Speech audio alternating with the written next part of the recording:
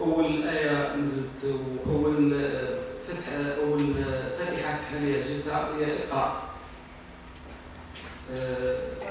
كل شيء يزول إلا الفكر والتفكير تاع الإنسان ما يقدرش يزول. انطلاقا من هذه الفكرة وتنسيق الآية الكريمة الرحمن علم القرآن خلق الإنسان علمه البيان. يعني نقدروا ما نمشوش، نقدروا ما ناكلوش، نقدروا نجوعوا ونقدروا كلش، ولكن نقدروا نباطروا ونقدروا ننطلقوا من الصفر إلى انطلاقة أخرى. انطلاقا من هذا المبدأ وانطلاقا من التاريخ وانطلاقا من الارتباط، يعني كل بداية تاع الإنسان لازم تكون عنده تاريخ تاعو ينطلق منه.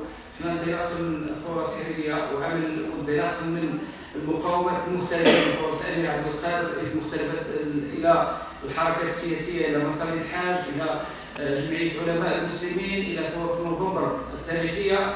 نحاولوا نكونوا إصلاح مع الذات تاعنا، إصلاح مع أنفسنا، نحاولوا نبادروا مبادرة طيبة إن شاء الله الرحمن الرحيم، نامنوا بالقدرات الذاتية تاعنا، نامنوا بالقدرات نتاع الإخوان تاعنا، نامنوا بالقدرات الجزائرية البحتة، ونحاولوا نطوروا ونحاولوا نكونوا بتنسيق بين رجل المال ورجل الفكر، ونكونوا إن شاء الله يد بيد، وإن شاء الله نوصلوا لأكبر درجة.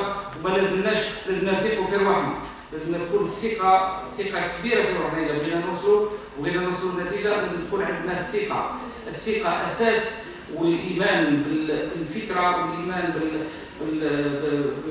بالوجود نتاعنا والإيمان بالكيان نتاعنا. هذا هو أساس النجاح تاعنا.